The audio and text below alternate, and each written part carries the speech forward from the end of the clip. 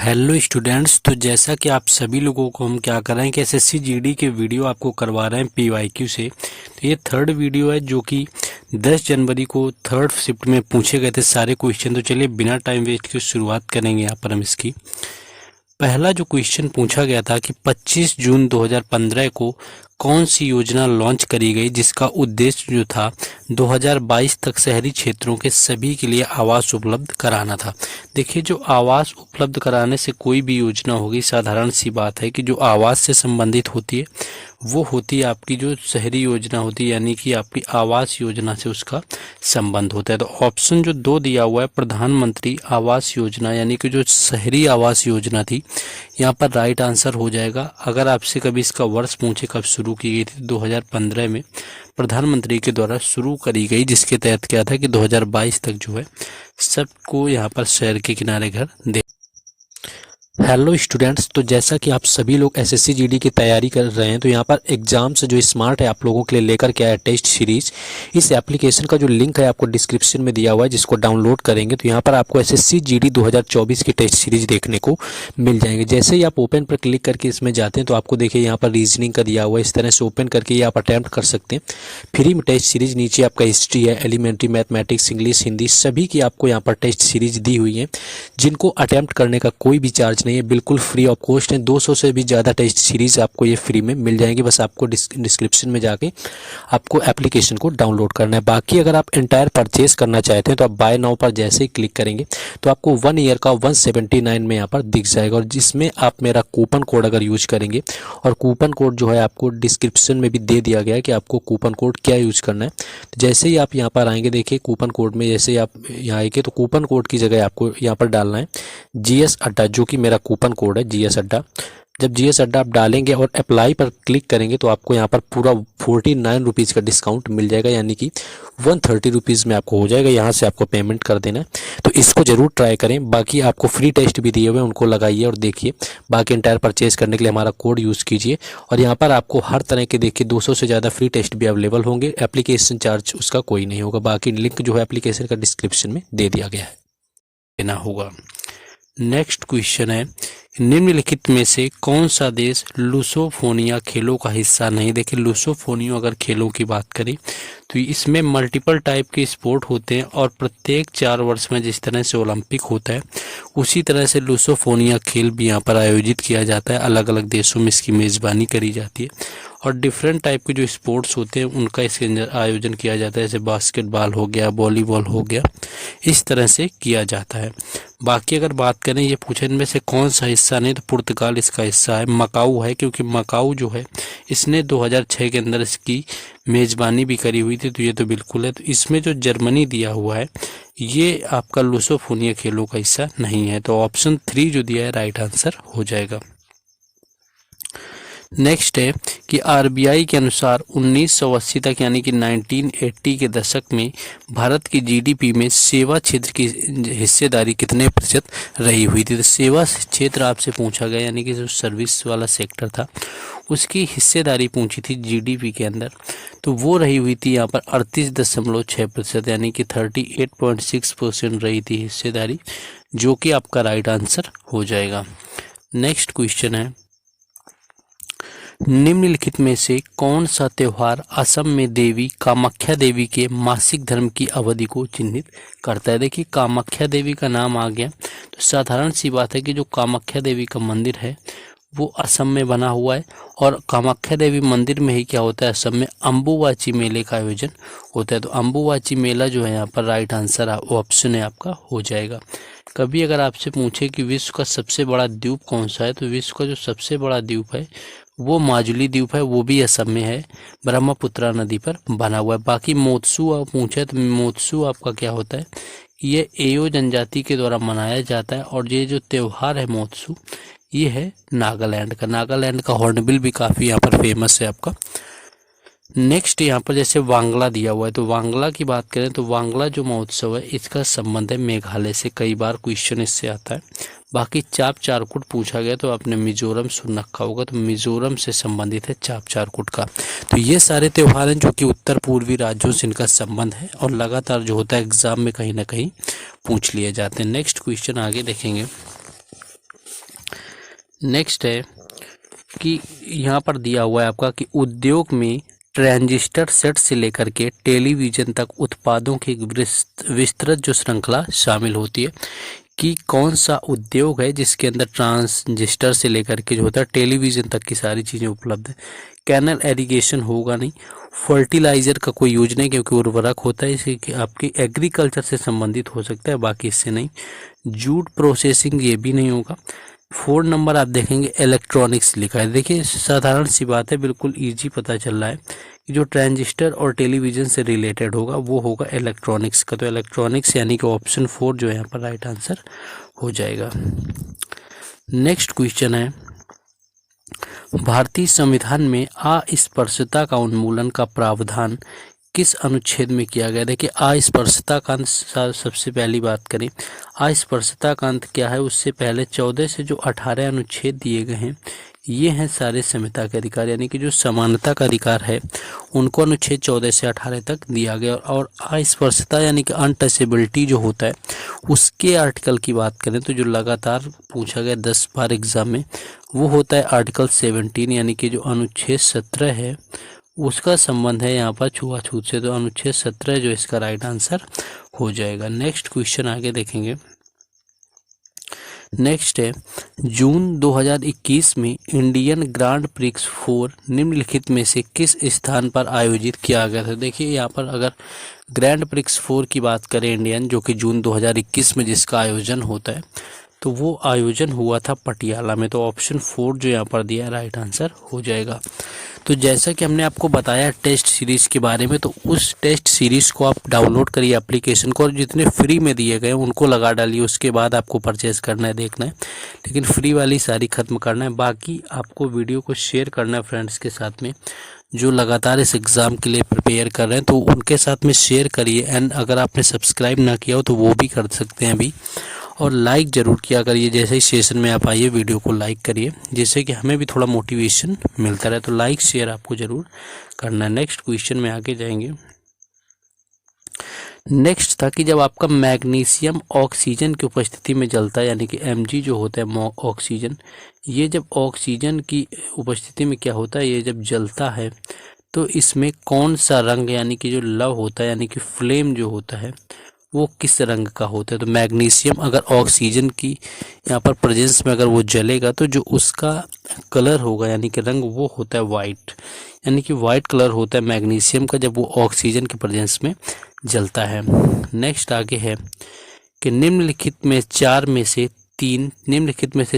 से तीन कोएलेंड्रेटा फाइलम के उदाहरण हैं और इसके लिए एक समूह बनाते हैं, तो वह कौन सा है जो उस समूह से संबंधित नहीं है? देखिए जो आपका यहाँ पर कोएलेंट्रा जो रेटा है फाइलम, इसमें आपका बेरेन कोरल तो आ जाता है, आपका सी एनेमोनो आ जाता है, बाकी लीवर जो फ्लूक है ये नहीं आएगा। तो ऑप्शन 3 यहाँ पर लीवर फ्लूक हो जाएगा, जो कि इन जो आपके दिए हुए चारों में से भिन्न है बाकी 3 से। नेक्स्ट क्वेश्चन है कि स्वामी दयानंद सरस्वती ने एक संगठन की स्थापना जिसने हिंदू धर्म सुधार का प्रयास किया हुआ था, इसकी स्थापना करी हुई थी।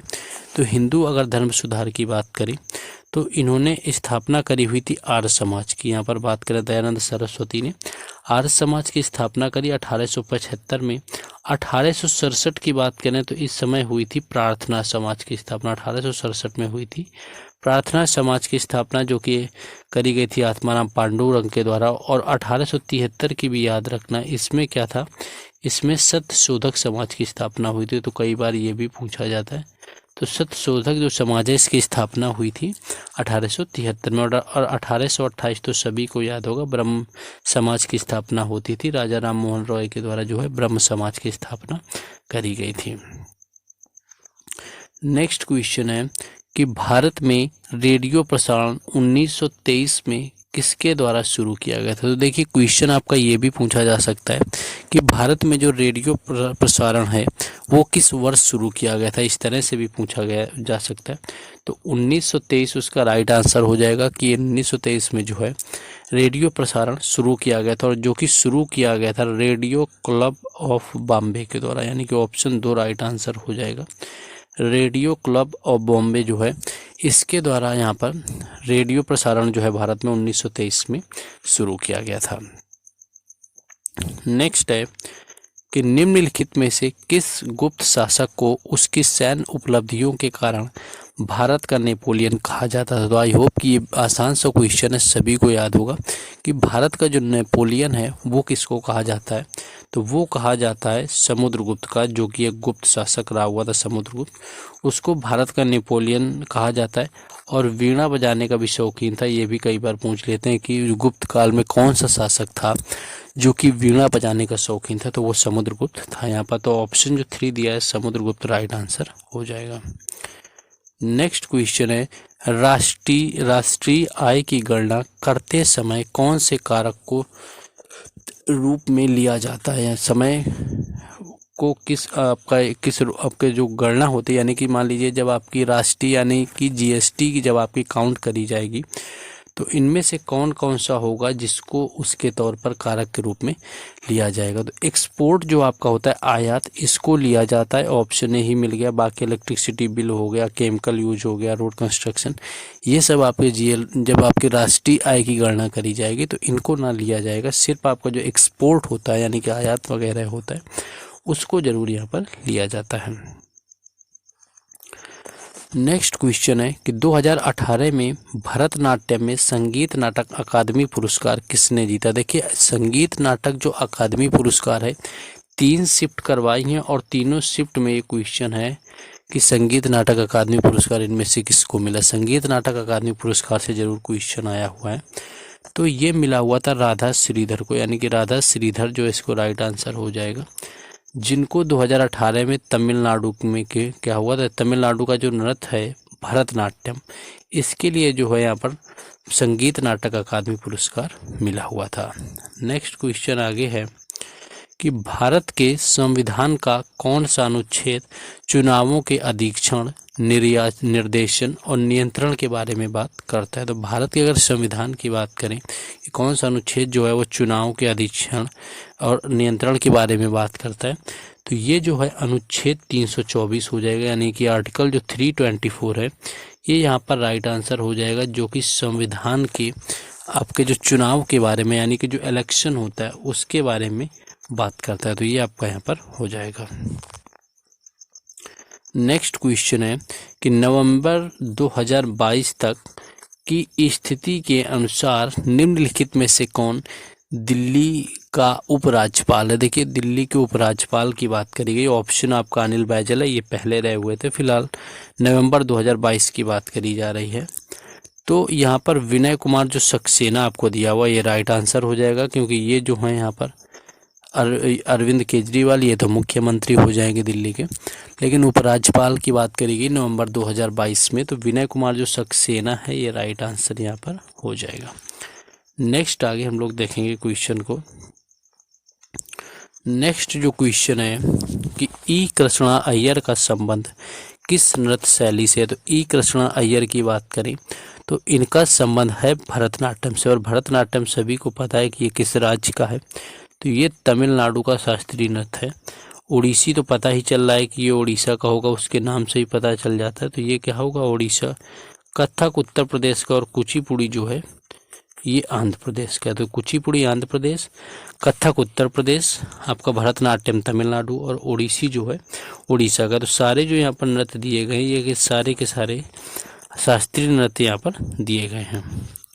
नेक्स्ट क्वेश्चन है भारत में प्रत्येक कितने वर्ष में एक बार जनसंख्या की जनगणना करी जाती है। देखिए जनगणना की अगर बात करें तो प्रत्येक 10 वर्ष के अंदर जो होती है वो जनगणना होती है। अंतिम जनगणना जो हमारी थी वो 2011 में हुई थी, जो कि आज़ादी के बाद से जनगणना की बात करें तो 7वीं थी, और आज़ादी के पहले वाली अगर जनगणना को जोड़ें तो 15वीं रही हुई थी। सबसे पहली बार जनगणना 1872 में हुई थी लॉर्ड मेयो के काल में, लेकिन जो आधिकारिक रूप से जनगणना की शुरुआत हुई वो हुई थी यहाँ पर 1881 में, और उस समय थे वायसराय रिपन के समय, यहाँ पर लॉर्ड रिपन के समय शुरू हुई थी 1881 में।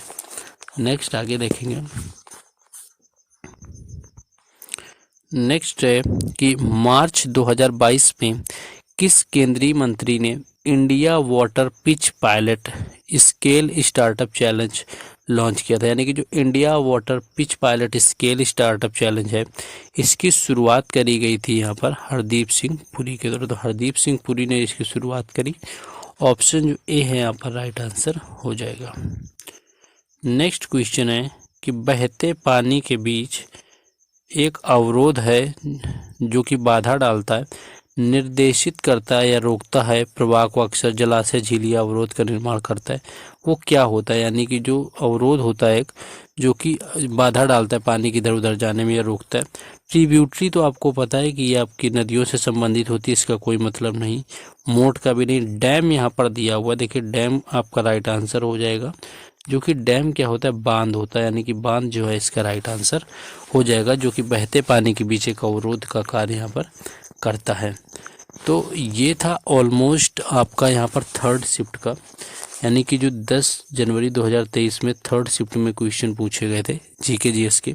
हिंदी के भी क्वेश्चन आपको मिल जाएंगे, जैसा कि आपको डेली क्या होता है कि डेली हिंदी का भी दे रहे हैं और यहाँ पर साथ साथ डेली जीके का भी करवा रहे हैं। 76 शिफ्ट हुई थी आपके 2022 वाले एग्ज़ाम में, उतनी ही पूरी करवा दूंगा। 76 शिफ्टें जो है जीके जीएस और हिंदी की।